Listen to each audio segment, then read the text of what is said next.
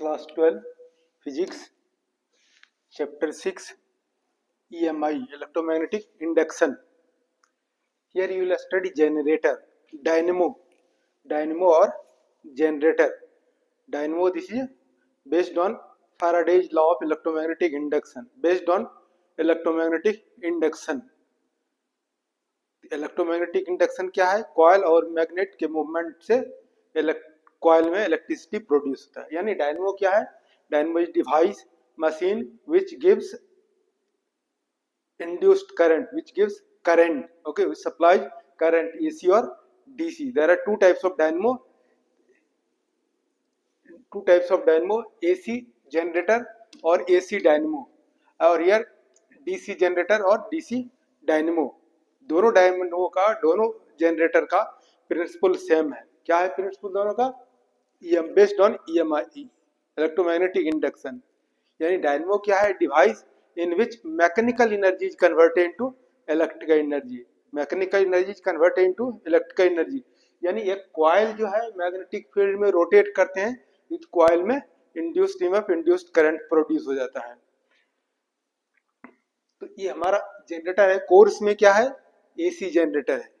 यानी AC alternating current मिलता है, डीसी जनरेटर से कांस्टेंट करंट मिलता है. कांस्टेंट करंट को इस तरह से शो कर सकते हैं, करंट और टाइम का ग्राफ से. यानी कांस्टेंट डीसी करंट मिलता है डीसी जनरेटर से. प्रिंसिपल दोनों जनरेटर का सेम है. What is principle? It is based on electromagnetic induction. What is electromagnetic induction? Whenever coil is rotated in a uniform magnetic field, in a coil induced EMF, induced current produced. या दूसरे ढंग से कह सकते हो, whenever mechanical energy, अब coil को rotate करते हैं mechanical energy, whenever mechanical energy is converted into electrical energy. यानी जनरेटर है, एक डिवाइस है which converts mechanical energy into electrical energy. So तो डायनेमो से क्या मिलता है? इसमें जो कंस्ट्रक्शन है, कंस्ट्रक्शन में क्या है कि ये हमारा नॉर्थ पोल और ये साउथ पोल है. तो नॉर्थ और साउथ पोल के बीच ये ABCD एक आर्मेचर है, एक रेक्टेंगुलर कॉइल है. रेक्टेंगुलर कॉइल का दो फ्री एंड्स हैं. ये दो फ्री एंड्स जो हैं, एक रिंग स्लिप रिंग R1 है और दूसरा स्लिप रिंग R2 है. तो ये आर्मेचर जो है ABCD दो फ्री वायर है. एक फ्री वायर कनेक्टेड है रिंग R1 से और दूसरा फ्री वायर कनेक्टेड है रिंग R2 से. तो ये इधर से हमको क्या मिलता है? आउटपुट मिलेगा, करंट मिलेगा, आउटपुट AC मिलेगा, AC. तो देन दिस AC का क्या हो गया? व्हाट इज AC हियर? Alternating current. Magnitude of current changes periodically. ये मैग्नेटिक करंट क्या है? करंट इंक्रीज करेगा.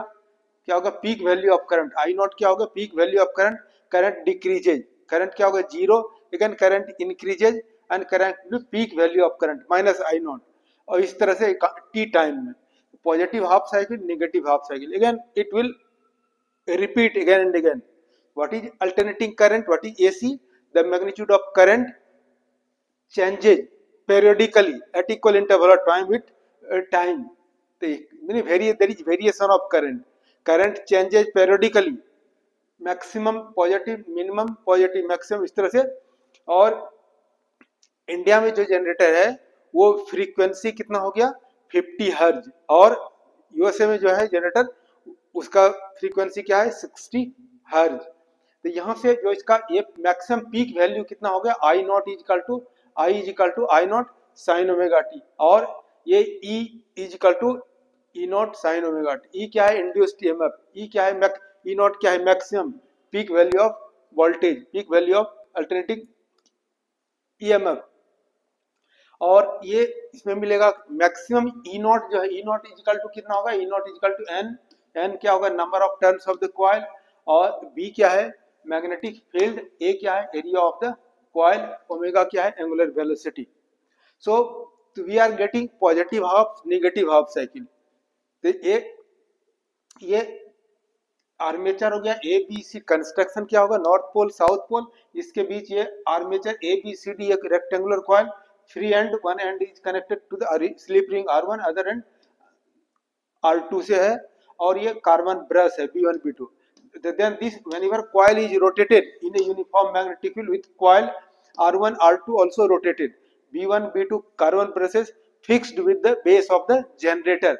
From this B1 we are getting positive half, from B2 we are getting negative half, alternate we are getting positive negative, so output we are getting in this way. और ये हमारा क्या हो गया, ये constant current DC we are getting. इस तरह से just dynamo you can study, AC generator you can study, this is in your course. And on this there is one numerical question in NCERT book with this formula.